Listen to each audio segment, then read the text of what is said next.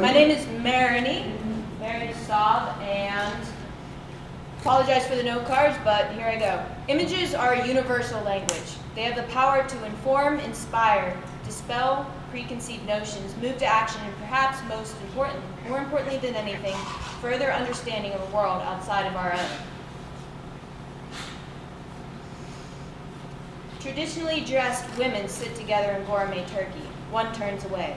In some parts of the world, it is believed that a camera captures your soul.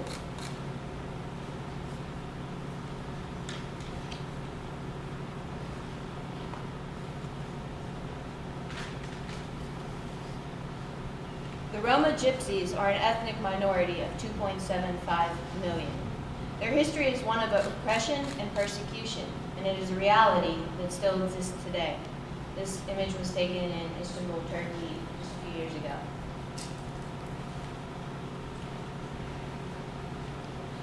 The siege of Sarajevo lasted 44 months, 1992 through 1996, making it the longest siege on a capital city in modern warfare.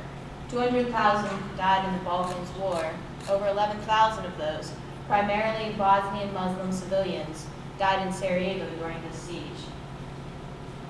The war ended over 2 decades ago, and yet today the country is plagued with corruption and an unemployment rate of 40%.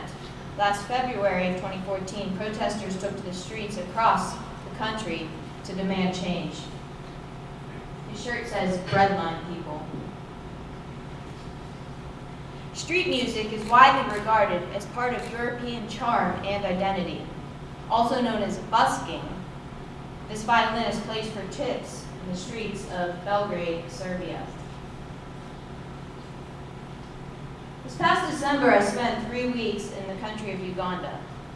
Among many things, what struck me most and what remains with me is the women.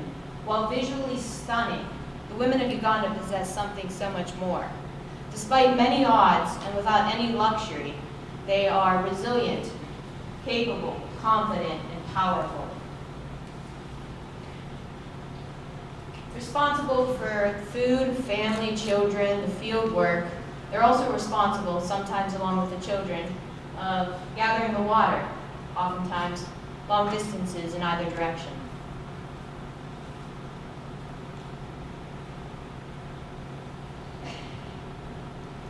Here, women fry sweet potatoes in vats of oil over open fires along the streets of Mbale, Uganda.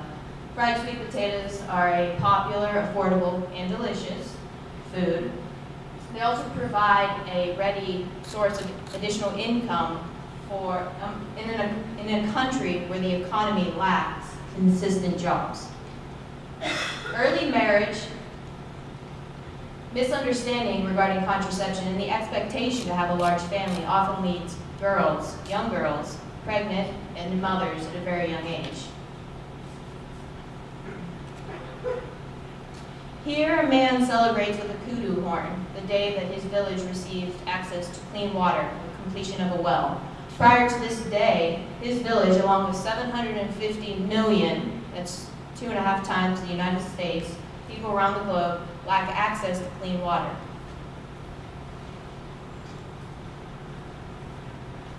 This young woman, she's one of 150 children looking forward to the completion of a school and dormitories in Obucha, Uganda. Right now they're studying under trees, weather, and field work permitting. They lack books, pencils, paper, basic necessities.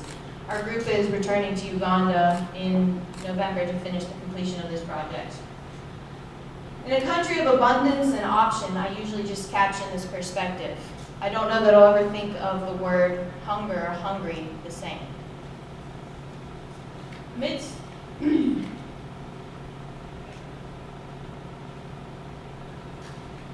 This woman works 12 to 14 hours a day. She creates gravel from large boulders with a hammer.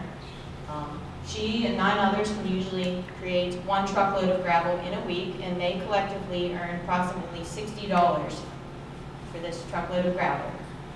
I've never seen anything like this, or this. This is Hanifa. Hanifa is a victim of acid violence. Acid violence is a crime, an unthinkable crime on the rise not only in Uganda but across Africa. Her scars are a result of a marital dispute. and he remains free.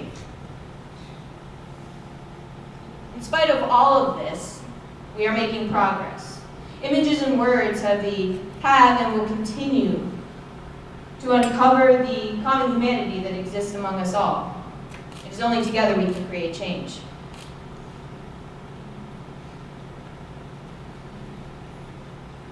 I wanted to end with some Pittsburgh images. This one is from the MLK March back in January, where hundreds turned out to march the streets of this city to honor Dr. King, as well as to demand racial equality.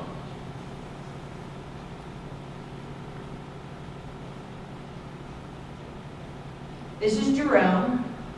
Jerome is one of the estimated 1,400 homeless individuals living in Allegheny County alone. Jerome is not addicted to drugs, he's not mentally ill, he's not addicted to alcohol either, and yet he probably fits the stereotypes that many of us, including myself, have had for homeless individuals. But what about Michael? Michael is my age, and he ended up homeless through a series of unfortunate events and arguably societal failures. By putting a name to a face to a statistic, my hope is to humanize those populations we both understand and sometimes so often easily dismiss. It is not a measure of health to be well-adjusted to a profoundly sick society. Now, I did not write this, but I did find it while out exploring Pittsburgh. It is written on a wall in this city. And in closing, I just want to say that I chose to share images that were less aesthetically pleasing in the hope that I can do my part in furthering understanding of people, places, issues that are so seldom covered by popular media.